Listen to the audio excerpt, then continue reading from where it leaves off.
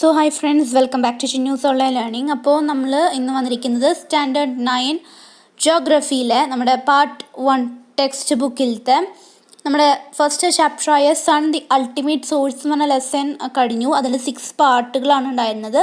ആ 6 വരെയുള്ള part videos നമ്മൾ ഓൾറെഡി അപ്ലോഡ് ചെയ്ത് കഴിഞ്ഞു. നിങ്ങൾക്കത് കിട്ടും, നമ്മുടെ പ്ലേലിസ്റ്റിൽ നിന്ന് ലഭിക്കുന്നതായിരിക്കും. ഇനി നമ്മൾ നമ്മുടെ നെക്സ്റ്റ് ചാപ്റ്ററായ lesson 2 the signature of time എന്ന് പറഞ്ഞ ഒരു ന്യൂ ലെസണിലേക്കാണ് കിടക്കുന്നത്. ഇത് ആ ലെസൻ്റെ പാർട്ട് 1 വീഡിയോ ആണ്. ഇന്ന് നമ്മൾ ഇൻട്രൊഡക്ഷനും ആ ഭാഗത്തിനെ കുറിച്ചുള്ള കൂടുതൽ കാര്യങ്ങൾ ഇന്ന് ഡിസ്കസ് ചെയ്യും. ബാക്കി മെയിൻ ആയിട്ടുള്ള കാര്യങ്ങൾ നമ്മൾ അടുത്ത ക്ലാസ് തൊട്ടാണ് ഡിസ്കസ് ചെയ്യുക. കൂടുതൽ ഇൻട്രസ്റ്റിംഗ് ആയിട്ടുള്ള കാര്യങ്ങൾ, നമുക്കറിയാത്ത കാര്യങ്ങളൊക്കെ ഉണ്ട്. അപ്പോൾ നിങ്ങൾ ശ്രദ്ധിച്ചിരുന്നാലാണ് ഇതിലത്തെ മനസ്സിലാവുള്ളൂ. പ്ലേറ്റ് മൂവ്മെൻറ്റ്സ്, എർത്തിൻ്റെ ഈ മൂവ്മെൻറ്റിനൊക്കെ കാരണം എന്താണ്, അതേപോലെ എർത്തിൽ ഈ എർത്ത് കേക്ക്, സുനാമി, വോൾക്കാനോസ്, അതേപോലെ തന്നെ മറ്റു കാര്യങ്ങളൊക്കെ ഉണ്ടാവാൻ എന്താണ് കാരണമെന്ന് നമ്മൾ ഈ ലെസണിൽ പഠിക്കും. അപ്പോൾ നമുക്ക് ഡയറക്റ്റായിട്ട് ഇന്നത്തെ വീഡിയോയിലേക്ക് പോവാം. The school social science club decided to conduct an exhibition on the topic Earth phenomena in connection with the observance of the Earth Day. The following are some of the pictures selected from those received from exhibition. അതായത് ഇവിടെ നമ്മുടെ സ്കൂളിലത്തെ social club ഒരു exhibition conduct ചെയ്യാൻ ഉദ്ദേശിക്കുന്നുണ്ട്.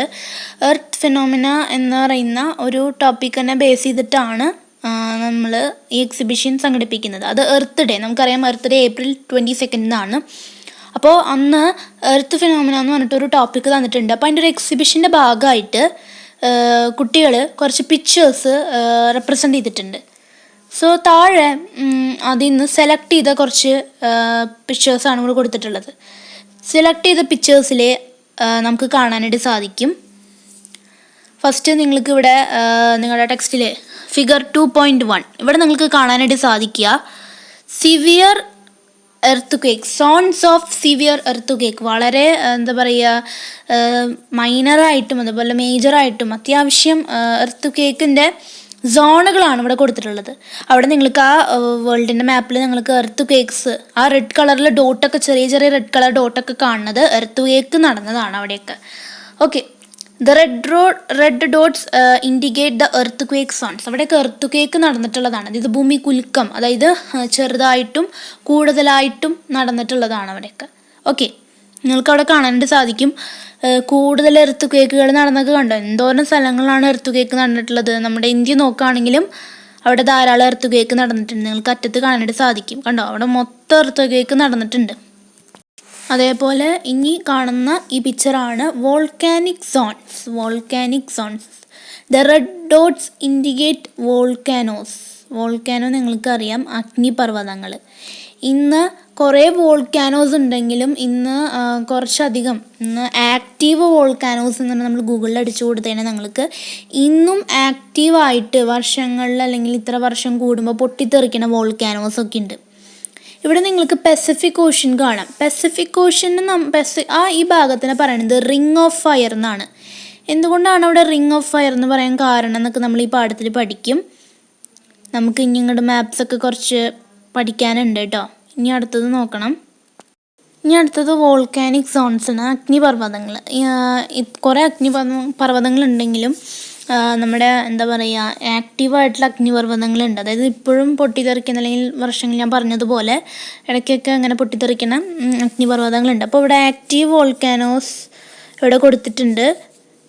Active volcanoes ഈ പിക്ചറിലുണ്ട്. ഇത് പ്ലേറ്റുകളെ കുറിച്ച് ഇവിടെ കൊടുത്തിട്ടുണ്ട്. ഈ പ്ലേറ്റുകളെ കുറിച്ച് നമ്മൾ ഈ പാഠത്തിൽ പിന്നെ ഡിസ്കസ് ചെയ്യും. അത് നമുക്ക് അടുത്ത ഈ ഒരു ക്ലാസ്സിൽ നമ്മൾ പ്ലേറ്റുകളെ കുറിച്ച് ഡിസ്കസ് ചെയ്യും. ആ പ്ലേറ്റുകളുടെ മൂവ്മെൻറ്റ് കാര്യങ്ങളൊക്കെ നമ്മൾ അടുത്ത ക്ലാസ്സിൽ ഡിസ്കസ് ചെയ്യും. പ്ലേറ്റുകളുടെ കാര്യം ഇപ്പം നോക്കണ്ട. ആ യെല്ലോ കളറിൽ കാണുന്നത് അതൊക്കെ നമ്മുടെ കോണ്ടിനെൻറ്റ്സ് ആണ്, 7 കോണ്ടിനെൻറ്റ്സ്. പ്ലേറ്റ് നോക്കേണ്ടത് നിങ്ങൾക്ക് റിംഗ് ഓഫ് ഫയർ എന്ന് പറഞ്ഞ് കാണാം. അതായത് പസഫിക് ഓഷ്യൻ്റെ ചുറ്റുമാണ് കൂടുതൽ അഗ്നിപർവ്വതങ്ങളുള്ളത്. അതുകൊണ്ടാണ് അതിൻ്റെ റിംഗ് ഓഫ് ഫയർ എന്ന് പറയാൻ കാരണം. എന്താണെന്ന് വെച്ചാൽ ലാവയാണ് പുറത്തു വരുന്നത്, അതായത് അഗ്നിപർവ്വതം പൊട്ടിയിട്ട്. അപ്പോൾ കൂടുതൽ അഗ്നിപർവ്വതങ്ങളുള്ള പസഫിക് ഓഷ്യൻ്റെ അവിടെ ആയതുകൊണ്ടാണ് അതിന് റിംഗ് ഓഫ് ഫയർ എന്ന് പറയാൻ കാരണം. This figure shows the major mountain ranges ആണ് പറയുന്നത്. ഹിമാലയാസ്, അറ്റ്ലസ് മൗണ്ടെയ്ൻസ്, ആപ്സ്, എന്ന് പറഞ്ഞാൽ പല പല മൗണ്ടെയിൻസ് കൊടുത്തിട്ടുണ്ട്. അതിൻ്റെ ഒപ്പം തന്നെ ഗ്രീൻ കളറിൽ കാണുന്നത് യങ് ഫോൾഡ് മൗണ്ടെയിൻസ്. എന്താണ് ഫോൾഡ് മൗണ്ടെയിൻസ് എന്നുള്ളത് നമ്മൾ ഈ പാഠത്തിൽ പഠിക്കും. പിന്നെ റെഡ് കളേഴ്സിലൊക്കെ കാണുന്നില്ലേ, റെഡ് കളറിൽ കാണുന്നത് മേജറായിട്ടുള്ള ഇന്നും ആക്റ്റീവായിട്ടുള്ള വോൾക്കാനോസ് ആണ്. പിന്നെ ഇങ്ങനെ നിങ്ങൾക്ക് ഇടയ്ക്കിടയ്ക്ക് ഇങ്ങനെ ലൈനായിട്ട് കാണാം. അത് എർത്ത് ക്വേക്ക് സോൺസ് ആണ്. അതായത് അഗ്നിപർവ്വതങ്ങൾ ഭൂകമ്പം എർത്ത് ക്വേക്ക് ഉണ്ടാവുന്നതിൻ്റെതാണ് കൊടുത്തിട്ടുള്ളത്. ഇന്ത്യയുടെ അവിടെ നിന്ന് നമുക്ക് നോക്കുകയാണെങ്കിൽ ഇന്ത്യയുടെ ഒരു ഭാഗത്തായിട്ട് ഒരു ചെറിയ ഡോട്ട് കാണാം, അവിടെ ഒരു വോൾക്കാനോ ഉണ്ട്. പിന്നെ എർത്ത് ക്വേക്ക് നമ്മുടെ ഇന്ത്യയിലുണ്ട്, മുൾഭാഗങ്ങളിലൊക്കെ. അതുപോലെ മൗണ്ടെയിൻസും ഉണ്ട് കേട്ടോ. ഓക്കെ, അപ്പോൾ നിങ്ങൾ 2 മാപ്പുകൾ നോക്കിയിട്ട് ഇത് ഫില്ല് ചെയ്യണം. ഫിഗർ 2.4 വോൾക്കാനോസിൻ്റെയും എർത്ത് ക്വേക്കിൻ്റെയും മേജർ മൗണ്ടെയിൻ റേഞ്ചസിൻ്റെയും ഈ ഡോട്ടുകളും കാര്യങ്ങളൊക്കെ ഈ ഒരു മാപ്പിൽ ഫിഗർ 2.4 ഒരുമിച്ചിടണം. അപ്പോൾ നമുക്ക് കിട്ടുന്ന കൺക്ലൂഷൻസ് എന്തൊക്കെയാണെന്ന് നമുക്ക് നോക്കാം. Earth are frequent in certain parts of the എർത്തിൻ്റെ പ്രത്യേക ഭാഗങ്ങളിൽ എർത്ത് ക്വേക്ക് ഫ്രീക്വൻ്റ് ആണ്, ഇപ്പോഴും നടന്നുകൊണ്ടിരിക്കുന്നുണ്ട്. Volcanoes are more common in certain specific regions. വോൾക്കാനോസും അതേപോലെ തന്നെ പ്രത്യേകതര സ്ഥലങ്ങളിൽ കൂടുതലായിട്ട് കാണപ്പെടുന്നു. There are some peculiarities in the distribution of മൗണ്ടെയിൻസിൻ്റെ ഇതിലെ കുറച്ച് പ്രത്യേകതകളുണ്ട്. Earth zones in distribution of mountains on the earth surface more or less coincident. അതായത് ഈ എർത്ത് ക്വേക്കും അതേപോലെ തന്നെ വോൾക്കാനോസും മൗണ്ടെയിൻ റേഞ്ചസിനും നമ്മൾ ഒരേ മാപ്പിൽ ചെയ്ത് നോക്കാനാണ് ഇവിടെ ഫിഗർ 2.4 നമ്മളോട് കംപ്ലീറ്റ് ചെയ്യാൻ പറഞ്ഞത്. അപ്പോൾ ഇങ്ങനെ ഒരേപോലെ ചെയ്യുമ്പോൾ നമുക്ക് ഫിഗർ 2.5 എടുത്ത് നോക്കുകയാണെങ്കിൽ നമുക്ക് കാണാനായിട്ട് സാധിക്കും വോൾക്കാനോസും അതേപോലെ തന്നെ മൗണ്ടെയിൻ റേഞ്ചസും എങ്ങനെയാണ് വന്നിരിക്കണേന്ന്. അപ്പോൾ നിങ്ങൾ ആ ഫിഗർ 2.4 ഇതെല്ലാം ഒരുമിച്ച് ചെയ്ത് നോക്കുമ്പോൾ നിങ്ങൾക്കൊരു കൺക്ലൂഷൻ എത്തും. അതാണ് നമ്മൾ നോക്കേണ്ടത്. ഇവിടെ നിങ്ങൾക്ക് കാണാനായിട്ട് സാധിക്കും മേജർ എർത്ത് ക്വേക്ക് സോൺസും വോൾക്കാനോസും മൗണ്ടെയിൻ റേഞ്ചസും ഇവരെല്ലാവരും ഒരേ സ്ഥലത്ത് ഒരു പ്രത്യേകതര ഭാഗത്തിലാണ് വന്നിരിക്കുന്നത്. നിങ്ങൾക്ക് കാണാനായിട്ട് സാധിക്കും ഒരേ സ്ഥലങ്ങളിലാണ് നമ്മൾ ഇത്രയും നേരം കണ്ട ഈ വോൾക്കാനോസ് ആവട്ടെ, മൗണ്ടെയിൻ റേഞ്ചസ് ആവട്ടെ, അതേപോലെ എർത്ത് ക്വേക്കിൻ്റെതാവട്ടെ, എല്ലാം ഏതാണ്ട് ഒരേ സ്ഥലത്താണ് വന്നിരിക്കുന്നത്. പ്രത്യേകിച്ച് പസഫിക് ഓഷ്യൻ്റെ അവിടെയൊക്കെ ആയിട്ടാണ് കൂടുതലായിട്ട് വന്നിരിക്കുന്നത്. എല്ലാം ഒരേ സ്ഥലങ്ങളിൽ കാണുന്നു. അതായത് earthquake zones, volcanoes, mountain ranges overlap. Why is this so? എന്തുകൊണ്ടാണ് ഇങ്ങനെ ഇവർ ഒരുമിച്ച് ഇങ്ങനെ കാണപ്പെടുന്നത്? ഇതിൻ്റെ ഉത്തരം നമ്മൾ ഈ പാഠം അവസാനിക്കുമ്പോഴാണ് നമുക്ക് ഇതിൻ്റെ ഉത്തരം കിട്ടുക. ഇപ്പം നമുക്ക് ഇതിൻ്റെ ഉത്തരം കിട്ടില്ല. നമ്മൾ ഈ പാഠം അവസാനിക്കുമ്പോൾ നമുക്ക് ഈ ചോദ്യത്തിൻ്റെ ഉത്തരം കൃത്യമായിട്ട് ലഭിക്കുന്നതായിരിക്കും. എന്തുകൊണ്ടാണ് ഇവരിങ്ങനെ ഒരുമിച്ച് വന്നിരിക്കുന്നത്, എന്താണ് ഇവരുണ്ടാവാനുള്ള കാരണം എന്നുള്ളത്. അതിന് മുമ്പ് മെയിനായിട്ടുള്ള കുറച്ച് കാര്യങ്ങൾ പഠിക്കാനുണ്ട്. നമുക്കറിയാം, you know that the crest which is the outer most layer of the earth is solid. നമ്മൾ 8th സ്റ്റാൻഡേർഡിൽ ക്രസ്റ്റ് എർത്തിൻ്റെ ഭാഗങ്ങൾ പഠിച്ചിട്ടുണ്ടായിരുന്നു. ക്രസ്റ്റ്, മാൻഡെയിൽ, കോർ എന്നൊക്കെ പറഞ്ഞിട്ട്. അതിലെ ക്രസ്റ്റ് നമുക്കറിയാം എർത്തിൻ്റെ ഔട്ടർ മോസ്റ്റ് ലെയർ ആണ് ക്രസ്റ്റ്. ഈ ക്രസ്റ്റ് എന്ന് പറഞ്ഞാൽ എന്താണ്? Solid സ്റ്റേറ്റിലാണ്. You also have learned that crust together with the upper part of the mantle is known as lithosphere. നമുക്കറിയാം ക്രസ്റ്റും മാൻഡലിൻ്റെ അപ്പർ ഭാഗവും കൂടി ചേരുന്നതാണ് ലിത്തോസ്ഫിയർ എന്ന് പറഞ്ഞു കഴിഞ്ഞാൽ. അവിടെയൊക്കെ ചോദ്യങ്ങളാണ് കേട്ടോ. Lithosphere. The lithosphere exist as several fragments just like the broken shell of N egg. Compared to the thickness of the portion from the crust to the inner core, the lithosphere is very thin. അതായത് ക്രസ്റ്റിൽ നിന്ന് inner കോറിലേക്ക് വരെയുള്ള thickness നോക്കുകയാണെങ്കിൽ lithosphere എന്ന് പറഞ്ഞു കഴിഞ്ഞാൽ വളരെ വണ്ണം കുറഞ്ഞതാണ്. അതിങ്ങനെ പൊട്ടിയ നമ്മൾ മുട്ടയുടെ തോട് പൊട്ടിക്കുമ്പോൾ എങ്ങനെയാണോ അതേപോലെ അതിനെ തിരിച്ചിട്ടുണ്ട്.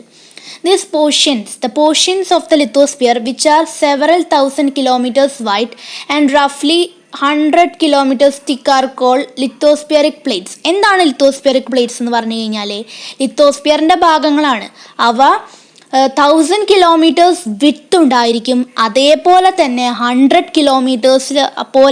kilometersൻ്റെ അത്ര കട്ടിയും ഉണ്ടായിരിക്കും. അതിനെ പറയണതാണ് ലിത്തോസ്ഫിയറിക് പ്ലേറ്റ്സ്. നമ്മൾ എന്താണ് ലിത്തോസ്ഫിയർ എന്ന് പഠിച്ചു. അതിനെ നമ്മൾ പറഞ്ഞു പൊട്ടി ഇങ്ങനെ നമ്മളൊരു മുട്ടയുടെ തോട് പൊട്ടിക്കുമ്പോൾ ഇങ്ങനെ പൊട്ടിയിട്ടിരിക്കുന്നു പറഞ്ഞില്ല, അതേപോലെ ഈ ലിത്തോസ്ഫിയർ ഇങ്ങനെ ലിത്തോസ്ഫിയറിക് പ്ലേറ്റ്സ് ആയിട്ട് ഇങ്ങനെ പൊട്ടിയിട്ടിരിക്കുന്നുണ്ട് കേട്ടോ. Okay, whether major or minor, each plate may exclusively contain either oceanic crust or continental crust or contain combinations of oceanic and continental crust. അതായത് ഈ ലിത്തോസ്ഫിയറിക് പ്ലേറ്റ്സിനെ രണ്ടായിട്ട് തിരിക്കുന്നുണ്ട്. മേജർ പ്ലേറ്റ്സും മൈനർ പ്ലേറ്റ്സും, വലുതും മൈനർ ആയിട്ടുള്ള ചെറുതും. എന്തെങ്കിലും ആവട്ടെ ഓരോ പ്ലേറ്റിലും ചിലപ്പോൾ മേജർ പ്ലേറ്റിൽ തന്നെ ആ മേജർ പ്ലേറ്റ് ഉണ്ടായിരിക്കുന്നത് ഓഷ്യാനിക് ക്രസ്റ്റും ഓഷ്യൻ്റെ ഭാഗവും അതേപോലെ കോണ്ടിനെൻ്റൽ ക്രസ്റ്റും കോണ്ടിനെൻറ്റിൻ്റെ ഭാഗവുമായിരിക്കും. അല്ലെങ്കിൽ ഓഷ്യൻ്റെ മാത്രവും അല്ലെങ്കിൽ കോണ്ടിനെൻറ്റിൻ്റെ മാത്രമേ ഉണ്ടായിരിക്കുകയുള്ളൂ. ചിലപ്പോൾ രണ്ടിൻ്റെയും കോമ്പിനേഷനും കൊണ്ടായിരിക്കും മേജർ പ്ലേറ്റും അതേപോലെ തന്നെ മൈനർ പ്ലേറ്റ്സ് ഉണ്ടായിരിക്കുക. ചിലപ്പോൾ ഓഷ്യാനിക്കിൻ്റെ ആയിരിക്കാം, ചിലപ്പോൾ കോണ്ടിനെൻ്റലിൻ്റെ ആയിരിക്കാം. ഇവിടെ നമുക്ക് നോക്കുകയാണെങ്കിൽ 2.6 ലിത്തോസ്ഫിയറിക് പ്ലേറ്റ്സ് കൊടുത്തിട്ടുണ്ട്. അതായത് ഇവിടെ മെയിനായിട്ട് നമ്മൾ പറഞ്ഞ ലിത്തോസ്ഫിയറിക് പ്ലേറ്റ്സ് ഉണ്ട്. ചിലപ്പോൾ ഓഷ്യാനിക് ക്രസ്റ്റും കോണ്ടിനെൻ്റൽ ക്രസ്റ്റിൻ്റെ കോമ്പിനേഷൻസ് ആയിരിക്കാം, ചിലപ്പോൾ ഒറ്റയ്ക്കായിരിക്കാം എന്ന് പറഞ്ഞു. മെയിനായിട്ട് 7 മേജർ ലിത്തോസ്ഫിയറിക് പ്ലേറ്റ്സ് ആണുള്ളത്. നമ്മളിനി മേജർ ലിത്തോസ്ഫിയറിക് പ്ലേറ്റ്സ് ആണ് പറയുന്നത് കേട്ടോ. മേജർ എണ്ണുണ്ട്. അവ ഓരോന്നാണ് ഇവിടെ കൊടുത്തിട്ടുള്ളത്. ഇങ്ങനെ വേർതിരിച്ചിങ്ങനെ കൊടുത്തിട്ട് കണ്ടോ. ഒന്ന് ഓസ്ട്രേലിയൻ പ്ലേറ്റ്. നമുക്കറിയാം എത്ര കോണ്ടിനെൻറ്റ്സ് ഉണ്ട്, 7 കോണ്ടിനെൻറ്റ്സ്. അതിനനുസരിച്ച് തന്നെ ഇവയുടെ പ്ലേറ്റ്സും തരംതിരിച്ചിട്ടുണ്ട്. Australian plate, Pacific plate, North American plate, Antarctic plate, South American plate, African plate, Eurasian plate. Eurasian plate എന്ന് പറയുമ്പോൾ യൂറോപ്പും ഏഷ്യയും ഒരുമിച്ചിട്ടുള്ളതാണ് യൂറേഷ്യൻ പ്ലേറ്റ്. അപ്പോൾ നമുക്കറിയാം Australian plate, North American plate, Antarctic plate, South American plate, African plate, Eurasian plate, ഇതൊക്കെ continents ആണ്. അവിടെ യൂറോപ്പ് ഏഷ്യ ഒരുമിച്ചാണ്. പസഫിക് പ്ലേറ്റ് എന്ന് പറയുമ്പോൾ പസഫിക് ഓഷ്യൻ്റെ ആണ്. പസഫിക് പ്ലേറ്റ് ആണ് ഈ പ്ലേറ്റുകളിൽ വെച്ച് മേജർ പ്ലേറ്റുകളിൽ വെച്ചിട്ട് ഏറ്റവും വലിയ പ്ലേറ്റ്. ആ പസഫിക് പ്ലേറ്റ് ഉണ്ടായിരിക്കുന്നത് ഓഷ്യാനിക് ക്രസ്റ്റ് വെച്ചിട്ടാണ്. ഓഷ്യൻ്റെ ഭാഗം മാത്രമേ അതിലുള്ളൂ, ഒരു കോണ്ടിനെൻ്റ് പോലും അതിൽ ഇല്ല എന്നുള്ളതാണ്. ഓക്കെ, ഇനി നമുക്ക് മൈനർ ആയിട്ടുള്ള പ്ലേറ്റ്സ്, ലിത്തോസ്ഫിയറിക് പ്ലേറ്റ്സിനെ കുറിച്ച് നോക്കാനുണ്ട്. We know that lithospheric plates are different. This can be classified into major and minor plates based on size. സൈസിൻ്റെ അടിസ്ഥാനത്തിൽ മേജർ പ്ലേറ്റ് എന്നും മൈനർ പ്ലേറ്റ് എന്നും തിരിച്ചിട്ടുണ്ട്. Philippine, Cocos, Nazca, Caribbean, Scotia, Arabian extra are minor plates. ഏതൊക്കെയാണ് minor plates? അവരുടെ സൈസിനെ അടിസ്ഥാനപ്പെടുത്തിയിട്ടാണ് minor major എന്നൊക്കെ തിരിക്കുന്നത്. അപ്പോൾ മൈനർ പ്ലേറ്റ്സ് എന്ന് പറഞ്ഞു കഴിഞ്ഞാൽ Philippine, Cocos, Nazca, Caribbean, Scotia, Arabia എന്നിവയ്ക്കാണ് മൈനർ ആയിട്ടുള്ള പ്ലേറ്റ്സുകൾ എന്ന് പറഞ്ഞു കഴിഞ്ഞാൽ. ഇനി there are 7 major plates. Major plates ഞാൻ പറഞ്ഞു 7 എണ്ണം ഉണ്ട്. Of this the Pacific plate is the largest. ഈ നമ്മൾ നേരത്തെ കണ്ടു ഫിഗർ 2.6 ലിത്തോസ്ഫിയറിക് പ്ലേറ്റ്സ് ആണ്. അപ്പം നമ്മൾ കണ്ടു 7 മേജർ പ്ലേറ്റ്സ്. അതിൽ ഏറ്റവും വലുത് ഏതാണ്? Yes, Pacific plate. Pacific plate involves oceanic parts alone. ഓഷ്യൻ്റെ ഭാഗങ്ങൾ മാത്രമാണ് പസഫിക് പ്ലേറ്റിൽ ഉള്ളത്. അത് വെച്ചിട്ടാണ് ഉണ്ടായിരിക്കുന്നത്. നമ്മളിന്ന് ഇവിടം വരെ എടുക്കുന്നുള്ളൂ. അപ്പോൾ ഇവിടം വരെയുള്ള വീഡിയോ നിങ്ങൾ നല്ല ശ്രദ്ധിച്ച് കാണണം. ഇവിടെ ചെറിയ ചെറിയ 1 വേർഡ്സും ക്വസ്റ്റ്യൻസ് ഒക്കെ ഉണ്ട്. ബാക്കി ഭാഗങ്ങൾ, ഇനി വരുന്ന ഭാഗങ്ങളൊക്കെ ഇമ്പോർട്ടൻ്റ് ആണ്. നമ്മുടെ പാർട്ട് 2 മറ്റ് പാർട്ടുകളിലായിട്ട് നമ്മൾ വരുന്നതായിരിക്കും. Okay, then tada bye, see you. We can meet in the next video and watch the video very closely and write down the notes. നിങ്ങൾക്ക് QR കോഡ്സ് പാഠത്തിൻ്റെ അവിടെ കൊടുത്തിട്ടുണ്ട്. അത് നിങ്ങൾ നോക്കണം. അത് നല്ലതാണ്. നിങ്ങൾ വീഡിയോസ് വാച്ച് ചെയ്യുമ്പോൾ നിങ്ങൾക്ക് കൂടുതൽ മനസ്സിലാവാനായിട്ടാണ്. So thanks for watching. By.